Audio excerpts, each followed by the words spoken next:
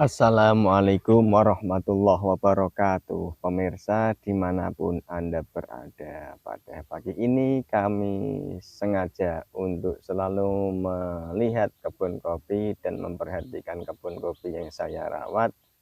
Oleh karena itu, semoga Anda sekalian diberi kesehatan dan diberi umur panjang. Amin Allahumma amin.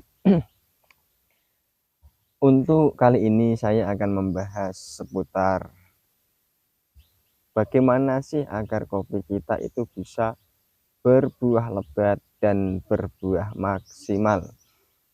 Oke, saya kenapa kok setiap hari itu selalu menengok kebun. Setiap hari menengok kebun sebelum berangkat kerja ya. Karena saya perlu pengamatan dan perlu sekali untuk mengkaji pada tanaman-tanaman kopi yang saya rawat. Dari batang satu dengan batang yang lainnya itu ada perbedaan ya. Ada perbedaan, tidak bisa sama sekali persis batang satu dengan batang yang lainnya. Oleh karena itu, harapan sebagai petani kopi itu untuk bisa berbuah lebat dan maksimal itu adalah harapan ataupun satu tujuan di dalam merawat ataupun berkebun pada tanaman kopi, pada merawat kopi ya. Merawat kopi itu tujuannya agar kopi kita itu berbuah lebat dan berbuah maksimal. Jadi untuk berbuah lebat dan maksimal itu tidak semudah yang kita pikirkan ya, dan tidak sesulit apa yang kita kerjakan. Harus kita ketahui cara-cara atau tipsnya bagaimana cara-cara satu, cara dua, cara tiga, cara empat itu ada. Step-stepnya itu ada, tidak langsung ujuk-ujuk berbuah lebat itu tidak. Khususnya bagi pemula ataupun teman-teman yang baru ingin menggeluti dunia perkopiannya. Maaf Pak, bagi para senior, saya ini cuma pengamatan dari saya ya. Yang pertama yaitu agar kopi kita itu berbuah lebat, sejak awal menanam itu harus diperhatikan ya. Sejak menanam itu tanahnya itu harus digemburkan terlebih dahulu. Ya, pokoknya usia dini tanah itu harus digemburkan terlebih dahulu ya. Upama kok sekarang itu menanam, setelah selesai menanam besok gemburkan atau gemburkan terlebih dahulu baru menanam. Itu yang pertama. Harus dilakukan. Karena apa? Kalau tanah itu gembur, perakarannya itu cepat berkembang ya. Kalau tidak digemburkan, perakaran itu sulit untuk berkembang. Oke, yang kedua ya, perhatikan tanahnya. Jikalau tanah itu kok pH-nya rendah ataupun banyak mengandung asam ya, harus kita netralkan terlebih dahulu ya. Pakai kapur dolomit atau kapur pertanian, atau kita menggunakan abu dapur juga bisa. Jikalau kita produksi artinya masak itu berada di dapur-dapur tradisional, maka abu-abu tersebut bisa dimanfaatkan untuk menetralisir tanah pada tanaman kita. Terus yang ketiga itu agar kopi bisa berbuah lebat ya. Itu perhatikan pada batang kopi itu Anda harus selalu atau ada keinginan untuk membuat batang primer ya. Buat batang primer itu dibesarkan lebih dahulu. Jangan batang primer itu masih kecil langsung disambung, jangan ya. Jangan kita batang primer masih kecil kok langsung disambung. Oleh karena itu langsung saja saya perlihatkan ya. Ini hasil pengamatan saya pada kebun ini ya. Hasil pengamatan saya pada kebun ini langsung saya perhatikan saja, perlihatkan saja, sebutkan saja kepada pemirsa dimanapun Anda berada ya. Contoh pada batang ini menurut kami ini sudah berbuah lebat ya, sudah berbuah lebat.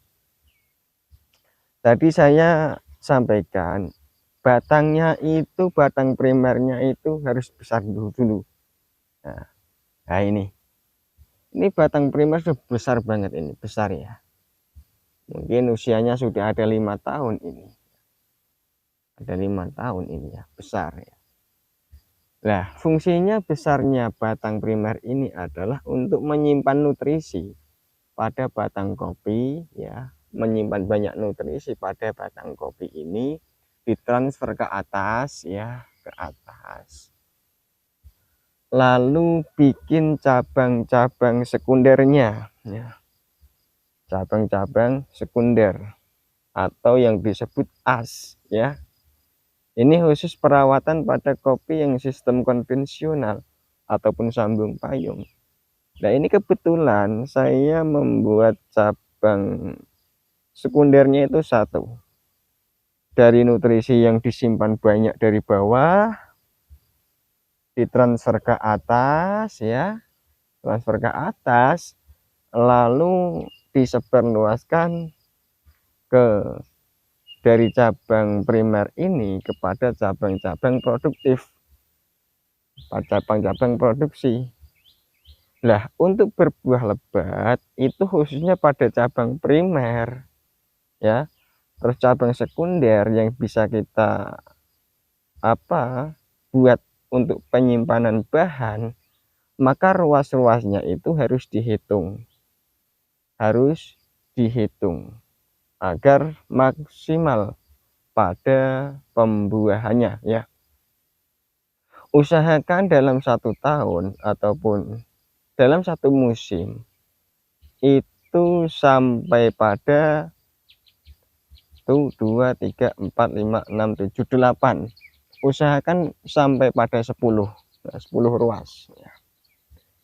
Kalau sudah sampai pada 10 ruas itu berarti sudah maksimal ya dalam 1 musim. Nanti musim yang di tahun berikutnya itu bisa lebih daripada 10, bisa 12, bisa 11. Ini masuk pada B2-nya. Oleh karena itu, berbuah lebat itu kuncinya adalah 1, tanahnya gembur, 2, dipupuk dengan secukupnya, dipupuk dengan jumlah ataupun takaran yang cukup.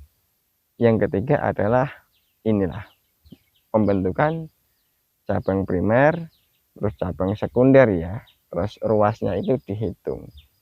Nah, kapan kita untuk menumbuhkan cabang primer ataupun cabang sekundernya itu ada waktunya, tidak sembarangan ya. Kalau kita menumbuhkan menumbuhkan cabang-cabang tersebut kok tidak sesuai dengan waktunya, maka mustahil ataupun sulit untuk membuahkan kopi yang lebat. Lalu kita perlihatkan pada batang kopi yang lain ya. Di sini kami tidak membuatkan sebuah pada batang kopi, tidak dibuat seperti yang tadi ya. Ini tidak ada penyimpanan nutrisi, tidak dibuatkan tempat untuk menyimpan nutrisi yang besar, tidak. Batangnya tidak dibesarkan untuk menyimpan nutrisi, tidak.